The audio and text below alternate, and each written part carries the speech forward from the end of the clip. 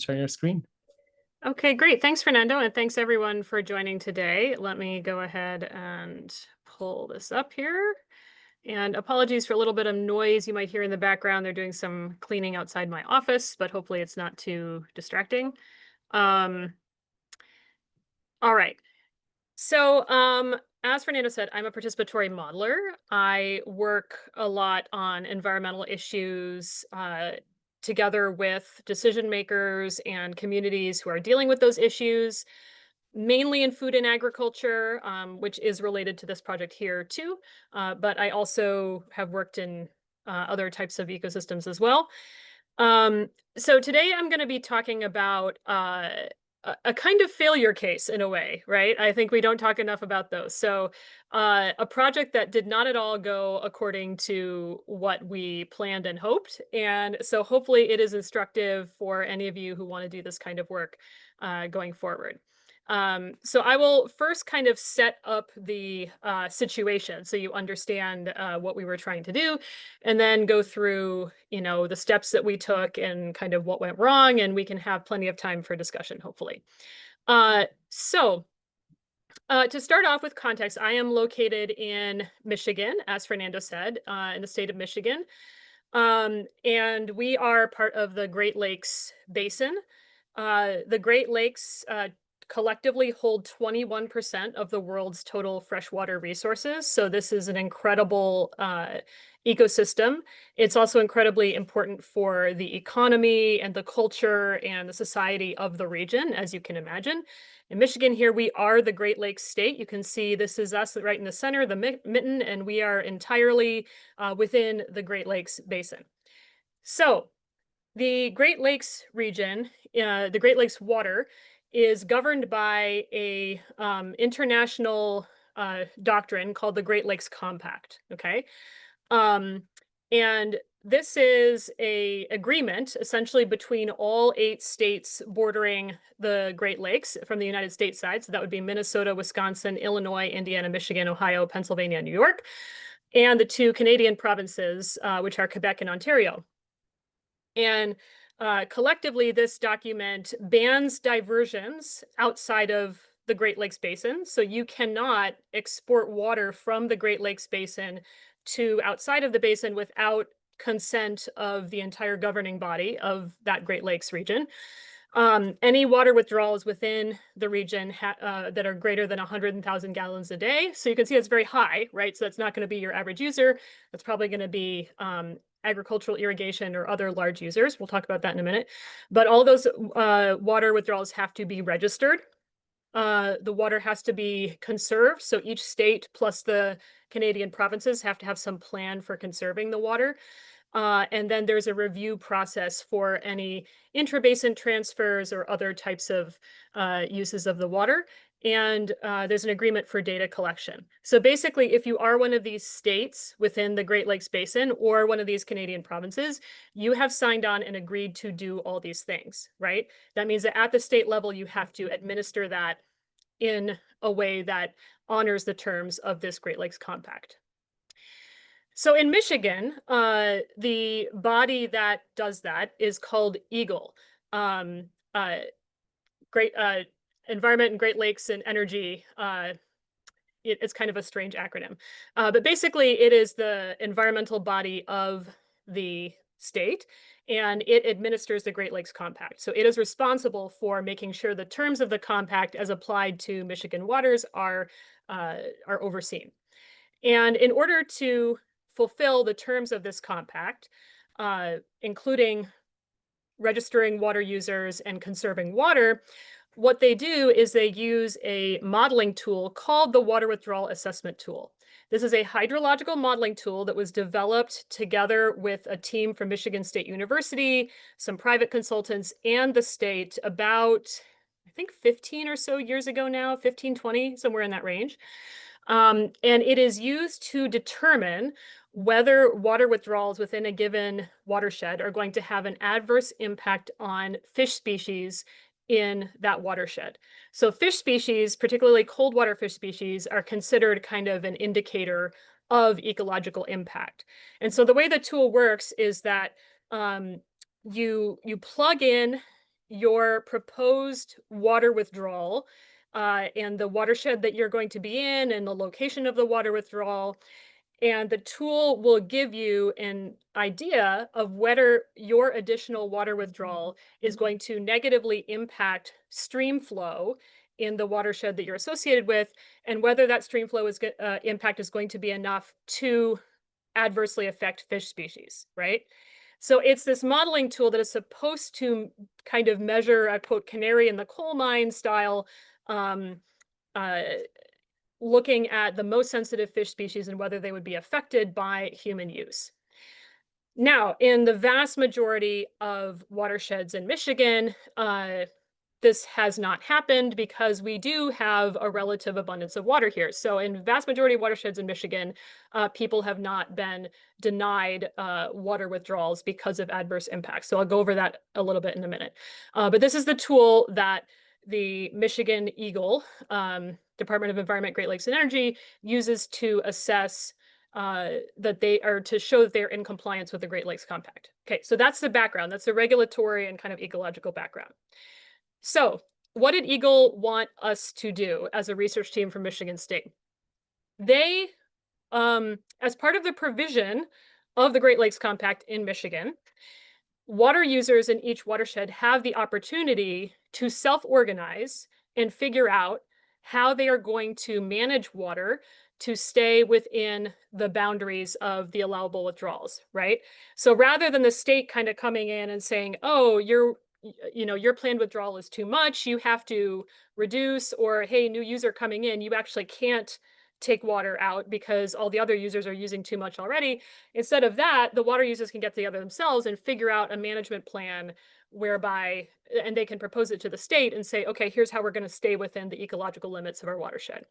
So there's a provision in the Great Lakes Compact to do that, but it has not happened in Michigan. No water user committees have formed, and nobody is doing this. And so the state wanted to know why. So they gave us a grant to try to go out into communities with water users and figure this out. And our team was comprised of the lead researcher actually researches trust, which is going to turn out to be very relevant here. He's a social scientist. Myself as a participatory modeler, because I thought that participatory modeling could have a really important role here if we try to assess how water users think about water withdrawals, and how that might be similar to or different from the way the state thinks about it. I was hoping to use modeling to kind of bring out some of that. Then we also had a couple of hydrologists who actually worked on the water withdrawal assessment tool originally, so they were really familiar with the tool and with water resources in Michigan. So it was a really a good team, I think. And we were working closely with Eagle, the state environmental department, to try to do this. And I think that was one of the first challenges we actually faced. Okay, so the first thing we did is we sent out a survey to all large scale water users in Michigan, and we actually got a pretty good response rate. I think it was like I might have it on the next slide, but I think it was like 35-40%, which is pretty good.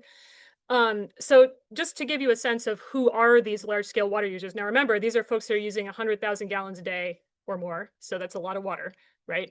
So about half of them are agricultural irrigators. And then about half of them are other types of users. So golf courses being a big one, public utilities, industry, livestock production, and then any other users. So we wanted to collect both survey data and we wanted to do focus groups using participatory modeling techniques, including participatory causal loop diagramming with both state regulatory oversight folks and with water users themselves. We ended up that we could not do this with water users, and I will talk about why that is in a minute. That's one of the kind of things that went awry with this project. Okay, but so assessing the attitudes of Michigan water users to their attitudes about water and trying to understand kind of how they think about water use and their worldview. One of the interesting things that we found, and this is probably not surprising in the state of Michigan, right, is that most water users thought that water was abundant and were not terribly concerned about uh, water scarcity. So only a tiny minority believed that water resources would become scarcer in the future, either in their watershed or in Michigan generally. And as you can see, the majority of respondents believe that water is either abundant or very abundant. So not concerned about scarcity. Uh, I mentioned before that the water withdrawal assessment tool, that modeling tool, is what is used by the state to determine if a new withdrawal in a watershed uh, will be allowed or not. Um, but as I mentioned before, it's very rare that it's not, right? So the vast majority of these water users had never been denied a water withdrawal registration or permit. So registration is technically required whenever you put in a withdrawal. Basically, this just means informing the state that you are withdrawing. And if it's cleared through the WAT modeling tool, that's all that's needed. You don't need to do anything else, just inform the state. A permit is needed in some cases when the state has to get involved if there is an adverse impact expected. Through the modeling tool, you can request a site-specific evaluation, and in that case, a permit might be needed. But as you can see, that's pretty rare. The vast majority of water users had never had an issue with registration or permits. So in other words, their perception that water is currently abundant is not necessarily untrue, right? Even the kind of canary in the coal mine conservative estimates of this water withdrawal tool are showing, hey, in most cases, these withdrawals from the Michigan watersheds are not going to be a problem, not going to pose an ecological impact. Okay. Now, one thing that might be concerning is that the vast majority of respondents did not know uh, much at all or anything at all about Michigan water law, about the Great Lakes Compact, about the water withdrawal assessment tool, or about the way that the Michigan Eagle Department of Environment determines zoning. So zoning in this case refers to which type of watershed you are associated with and how sensitive it is to withdrawals in terms of ecological impact. So A would be, um, there's no you're very far away from causing ecological impact, all the way to D, which is basically like ecological impact threshold has been crossed and no new withdrawals are allowed. 92% of respondents had no idea what type of zone they were in, right? Which means that they probably were not actually using the water withdrawal assessment tool, or didn't know how to use it, or completely unfamiliar with its terminology, right? Nor were they aware of, as I said, the Great Lakes Compact, its legal ramifications, and how the state administers it. So this is relevant because when we started having individual conversations with water users, it was very clear that most of them thought this was entirely coming from the state, from Eagle, and were unaware that Eagle is actually the body enforcing an international agreement, which is the Great Lakes Compact. So they, in some ways, have their hands tied, like they cannot violate the Great Lakes Compact, right? Um, so there's a little bit of confusion over that, which is relevant. Okay. Um, So here's where we get into the trust part, right? Okay. And this is where it was actually a good idea that we had a trust researcher as the head of our, our research team. There is a real problem of trust between water users and the state body that regulates them. Now, I don't know how common this is, across the country or the world. Likely it is fairly common that there's a certain amount of mistrust between people and the bodies that regulate them. But it seems like this is kind of a lot, right? So 1/5 of water users did not trust the state, quote, at all to manage water resources. This is 20% of water users saying no trust at all, right? That's a bit concerning. The vast majority of them do not trust the state, right? Either somewhat or not at all. And then there's a somewhat, group that says moderately. There are differences here between agricultural producers and non-agricultural water users. Interestingly, agricultural water users have a much higher level of mistrust, you can see. Um, but the other interesting piece of it is that they also overwhelmingly believed that they were personally managing water responsibly and that their neighbors were as well. So there's a little bit of hope in there, right? That you could say, okay, well, if I trust myself to manage water and I trust my neighbors, then maybe that is a basis on which a water user committee could be formed because I do trust my neighbors that they're doing well with their water, right? Okay. So here's where we need to take a little bit of a detour and talk about what we mean by trust. And this is coming from my colleague Adam Zwickel, who is, as I said, a trust researcher, and he provided me this information from the trust literature.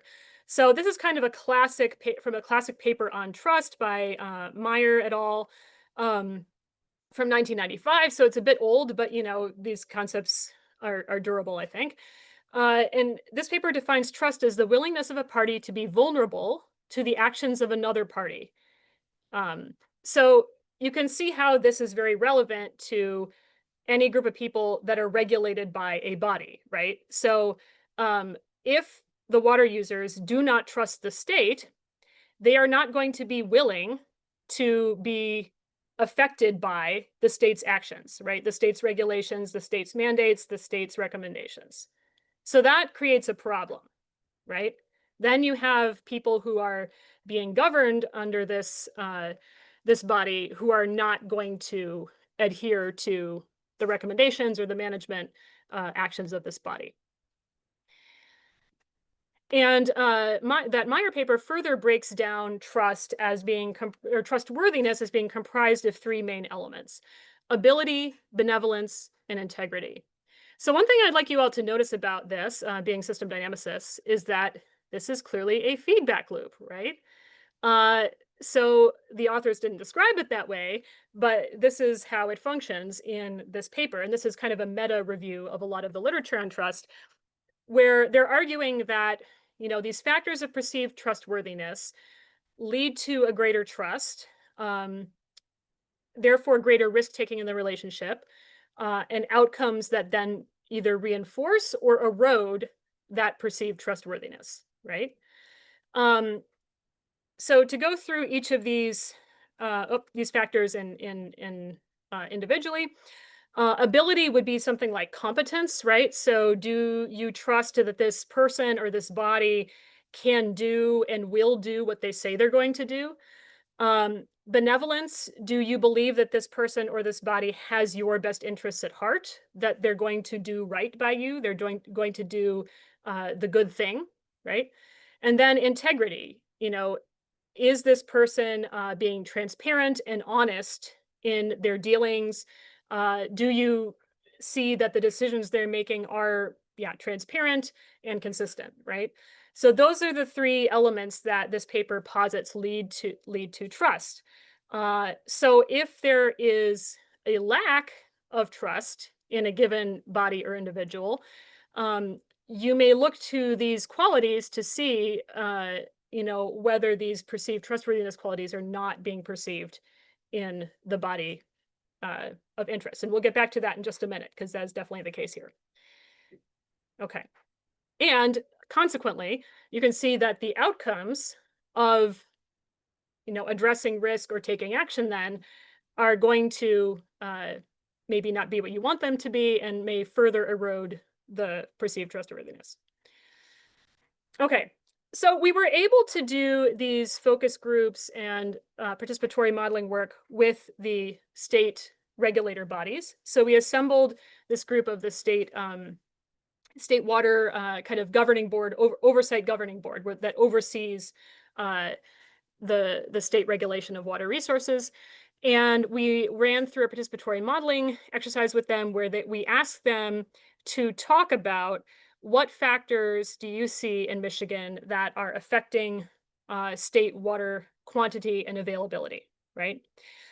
So a few interesting findings emerged from that process. So first, so you remember that the survey showed that state large water users in the state are not concerned about quantity, but they are so more concerned about quality. Whereas state regulators understand that there's a relationship between the two, right? So, for example, in Michigan, we have a real challenge with PFAS and some other persistent organic pollutants. So the amount of withdrawals in a given watershed can affect the exposure of that PFAS to both surface water and groundwater, right? So regulators understand that, but it may be that water users on the whole don't perceive those interconnections. Regulators clearly are aware of the need to balance ecological protection and economic activity. So, there's kind of a perception among water users in the state that the state is just trying to rain on their parade and tie their hands, and they only care about fish, and they don't, want farmers to use irrigation water. And that is definitely not true. State regulators are very cognizant of the fact that these things need to be balanced, and they're trying to kind of accomplish both goals at the same time, both ecological protection and support of agriculture, which is a major economic sector in Michigan. We're actually number 2 in the country in terms of agricultural production, behind California.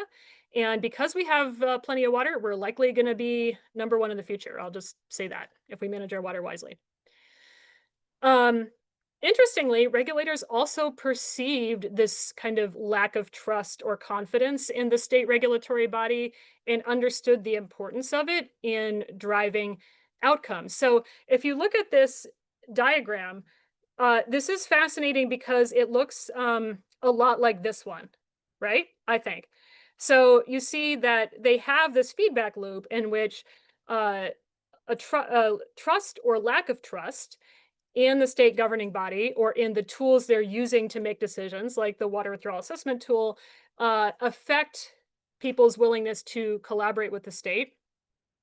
Um, they affect people's perception of fairness, right? So that's where that integrity or benevolence aspect of the decision making might come in, and that can either further erode trust, or if it were going in a positive direction, or in the other direction, it could build trust, right? So if the state were perceived as trustworthy, people had confidence in the tools it was using, they'd be more willing to collaborate, more participating in the process, there would be more equity in outcomes and transparency, and that would further reinforce trust. So there's a kind of opportunity there, right, to interfere in that feedback loop to generate trust rather than erode it.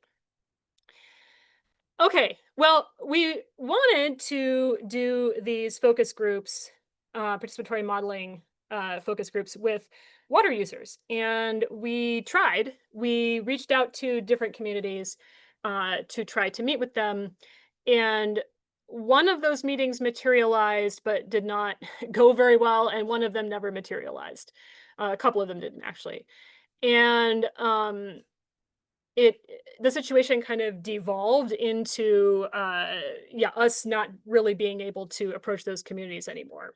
And so the reason for that is that the lack of trust between water users and the state regulators was much more serious and profound than we had realized. In hindsight, had we known this, uh, we would probably not have gone into those communities with the state at all. So, for example, we at the one community meeting I attended, in what we thought was an attempt to, be transparent and to let people ask face-to-face questions of the state or air their concerns. We went together with a representative from Eagle, who kind of introduced us to the community and gave a presentation before we did our part. That was not the right thing to do. We were then perceived as working for Eagle, even though we tried to make it very clear, no, we're independent. They have contracted with us to do this study, but we are not speaking for them. We are not supporting them. We are not, we're giving them objective recommendations. We're from Michigan State. We're not from Eagle. Too late. If you come in with somebody and they introduce you, you are perceived as being with that person. So that's maybe a lesson for all of us to remember going forward. What we should have done, and I'll get to the recommendations in a minute, was to go through MSU Extension instead, who are usually very trusted entities and brokers in these communities. We also were unaware of the presence of actors who were actively and deliberately trying to undermine the trust of water users in the state for their own political or financial gain. So, for example, there was somebody who was offering consulting services to farmers at a pretty high rate, um, promising them that they could overturn state findings of water scarcity in their watershed by challenging the results of the water withdrawal assessment tool. And while there is a process at the state level for doing that, you can submit a challenge, you can ask for a site specific review and submit scientific evidence to support uh, your argument. This person had not successfully managed to do that yet. And so uh, there were groups that are involved with litigation for the state for that reason, for example. Um, so this person, let's just say, is profiting financially and socially from this conflict with the state, and so their agenda is to undermine anything that would take away from that. So I think we were naive about. Well, we didn't know. We didn't know about this. Had we known, I think we would have handled the situation differently. There is a lot of confusion and lack of education among water users about, as I said, the way that the water law functions, Michigan water law, the way that the Great Lakes Compact determines the confines of water law in Michigan. So I think a lot of people thought, oh, well, we'll just sue the state. This is just coming from the state. We can make the state change. Whereas the state regulators are like, no, this is an international treaty that is upheld by Congress and by the Supreme Court. Like you cannot you cannot violate the Great Lakes Compact. It's not going to happen. So, you know, I think sometimes what lawyers have promised to these water users was overpromised, right? Um Clearly when there is such a serious lack of trust, I think there needs to be consideration of what can build that trust back. And maybe again, going back to these qualities, right? How do we start building up the perceived ability or competency, perceived benevolence, right? Perceived integrity and honesty, right? So that might come through much more transparency around the modeling tools and how it works, much more communication between the state and water users, etc. Okay. So my takeaways from this project, which was, I'm not going to call it a failure. I'm just going to say it turned out very differently than we expected. I'm glad I was not the lead PI on this. My poor colleague, was tearing his hair out and stressing out at various points, and I had to, I tried to calm him down a little bit. Um, and interestingly, one of these individual, so we talk about tenure in the tenure system, like this is the second project I've been on in my academic career in which an irate stakeholder called our dean and demanded that the researcher or faculty member in charge of this project be fired because of what they were doing. And the dean, of course, said, I can't do that. We have academic freedom and they're tenured. Sorry, you're upset, but that's not the way this works. So there is a reason for tenure and academic freedom, right? Anyway, what I learned is that yes, Michigan is the Great Lakes state. We have a ton of water. We do. Um, but if you look throughout American history, even global history, you will, and actually, I teach environmental history and sustainability to undergrads. There are multiple examples of a resource that was considered so abundant that we don't have to think about conserving it. And guess what happens? Within a couple decades, you tank it, right? The passenger pigeon is a great example. Whales at the turn of the century. I mean, they're a success story because they have now come back from the brink of extinction and whale populations are rebounding worldwide. We almost hunted whales to extinction in the last century. Michigan's trees, we clear cut basically all of the state of Michigan in the 1900s. So, in other words, just because a resource is abundant, we have a bad track record, right? And this is part of the system's thinking. We think, oh, it's so abundant, we can use it at exponentially increasing rates, and before you know it, you have the resource declining. So Michigan should be fine in terms of water resources if we use our resources responsibly. And so somehow we need to have that conversation between users and regulators and understand that all of these regulations are not to curtail economic activity. They are not to put an unnecessary damper on the state's economic growth. They are to safeguard and steward these resources forever into the future so that we don't ever get to the point like we see in the Western United States with the Ogallala Aquifer that is now being drawn dry, right? We don't want that to happen in Michigan. So somehow we need to have that conversation. Clearly, more education, trust building, and communication needs to be in place. We are not even close to being able to form water user committees, right? That was the original question behind this research proposal. And what we found is like we no one is going to trust the state to do anything at this point. So, it's possible we could start this process in some watersheds through MSU extension, which, as I said, does have a lot more trust than the state does. Because typically these are folks who live in the community. They're often from the community. They've worked with the community for a really long time. So they might be much more trusted to convene some kind of water user committee. But clearly, if the purpose of this committee would be to provide recommendations for the water users to abide by state water law and using the model, the withdrawal assessment tool to do so, that's not even going to be feasible until people understand and trust the model more, which is currently clearly not the case, right? So basically, our report to the state was kind of like, well, we couldn't do what we originally intended to do, but we did find that a lot more work needs to be done before we can really have any discussion about forming these water user committees. The silver lining, as I said, is that people generally do trust their neighbors, their fellow water users. And so it could be possible in the future with a trusted kind of convener to have those discussions. Among water users. But currently, not, because they do not trust that the state is going to take their recommendations or take whatever plans emerge from those committees and use them in a responsible way or a way that they feel good about. So that's just not going to be possible. So those were our lessons. I would love to hear your thoughts on this. And I mean, this is kind of, and this is beautiful Michigan. This is up at Pictured Rocks in Lake Superior. So come visit Michigan in the summer. It's a beautiful state.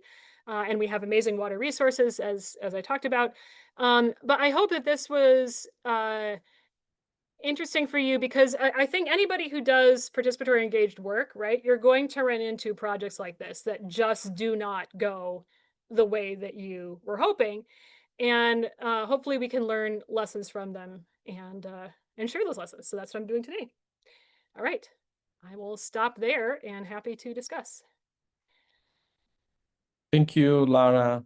This was a great presentation. I'll leave the floor for questions. You can go ahead and unmute yourself and just ask any question to Laura. But if you cannot talk, you can leave a question in the chat as well. And then I can help Laura read the questions. So feel free to send your questions. And while people are thinking about their questions, Laura, I have a question myself, if you allow me to ask a question. And I was curious to learn a little bit more about how you got these people together, because when I look into the share of the different consumption of water, and I saw like half of it was from agriculture, right? Yeah. So they are like the most important players there in terms of how they consume and how much they can use water. So I'm curious to see this like reaction to the model, especially for these people, the farmers. I'm not sure if they were farmers, but representatives of them, and if they were aware of their practices in agriculture and how this would affect water intake, because it probably really depends on what kind of crop you're planting in rotation or not, and there's like several influences just to that specific share that would probably make a big difference if they change a few things in their own system.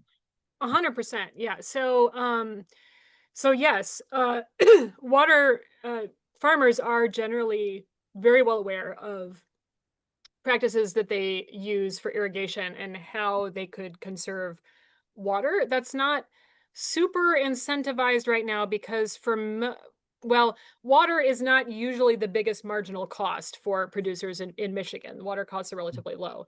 Um, However, farmers also certainly consider themselves to be stewards of the land and resources they use, right? So I don't think anybody is deliberately trying to overuse water. Mm, Also, culturally here in Michigan, water is really important to us. Our lakes are really important to us. We all recreate on them. We all grew up near them. mm, We all fish near them, in them. So even across the political ideological spectrum, interestingly, which is so divided in the US right now, you will see a broad concern for the Great Lakes and for water in Michigan. So that is a good thing. That could be a common, value, a common value. So it's not so much that people are averse to using water conservation techniques. It's more that there is such a lack of trust in the state that when to go back to those aspects of trustworthiness, benevolence, right? So clearly that one was lacking. If you think that someone is out to get you and that they do not have your best interests at heart, you're not going to listen to a thing that comes out of their mouth, are you? You're not going to mm, trust anything they say, because you have determined that they're your enemy and everything they say is just to harm you or get you. And no, forget it. So it could be that the state could be saying, the sky is blue, and people would be like, why are you telling us this? What's your motive? Do you know what I mean? I'm sure you've had this experience even personally with people in your life, right? Or you've right. seen this happen. Yeah. So I think honestly that's kind of the problem. Like there's just such a rupture of trust that foundation of, okay, can we talk in a reasonable way about solutions that could be win-win or that could be beneficial, that the ground for that is not even there. So, Yeah, that's very interesting. And just have another follow-up question on that, if you allow me. So do people, like the people that you got together, they were is like the whole discussion was more about the usage and water uptake instead of water, sanitation and cleaning, other this related to more water users rather than clean water, right?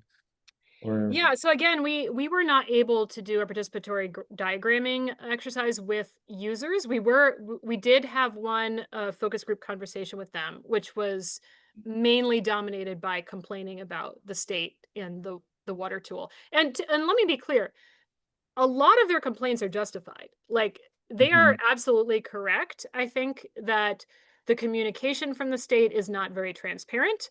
It's not very consistent, that they were not told about how this water withdrawal tool actually works. They don't understand mhm, it. Um, in fact, in the community we went to, it was actually like really terrible timing because their watershed had just been changed from a C designation, which is kind of like a watershed of concern, back to an A designation because the state had revised estimates of how contained the aquifer was. So, in other words, like they had changed the hydrological variables according to updated scientific information and found, oh, the water is actually not as scarce as we thought, mhm, which in a scientific sense speaks to something good, right? Oh, we got more information, we updated, now we have a more accurate prediction. But in a situation where there's already a lack of trust, that looks really untrustworthy, right? So they don't understand the model.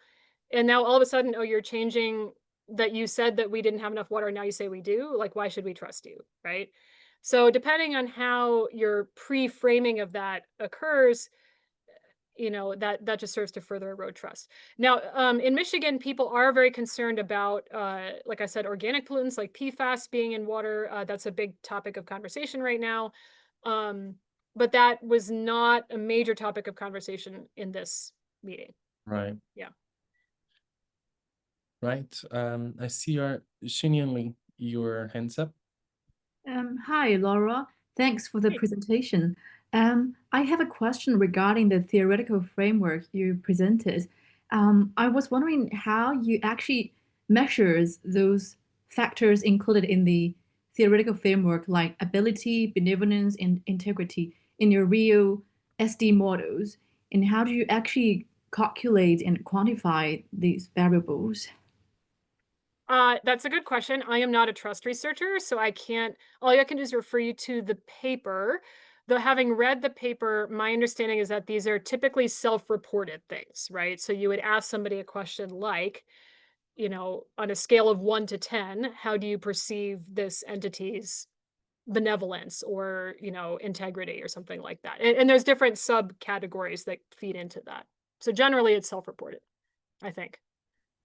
Thank I can put the paper link in the chat. Thank you. Yeah. Thank you, Xinian, for your question. Anybody else with a question for Laura? Maybe Christine. Did you work together, Laura and Christine? You worked together in a project with the water? I know you're involved with water work as well, Christine. No, I just hosted Laura in a water and environmental SIG. So the environmental SIG is like the Includes water. overarching. Technically, water is separate, but we have an operational agreement because it makes sense for Yeah. us to work together. And Okay. I've never worked with Laura, but I hope to one day, especially because this topic of trust is very interesting to me because I work Right. on transboundary groundwater. Yeah. Between 2 or more countries, specifically. Oh, I was going to say, Christine and I both are working on ExcelNet projects funded by NSF. For yours, just ended, I think, right? Or We ended over a year ago, so. a year ago. Okay. Yeah. But we weren't on the same project. We just were part of the same program. Yeah. Well, thank you, Laura, and thank you everyone else for joining. If we have no question, we can end this session a bit earlier. And thank you so much, Christine, for being here as well.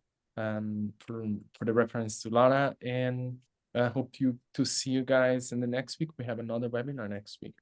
Yeah. Thanks all, and feel free to email me if you have more questions. Yeah. Thank you, Laura. This was great. Thank Bye-bye. you. All right. Take care, everyone. Bye.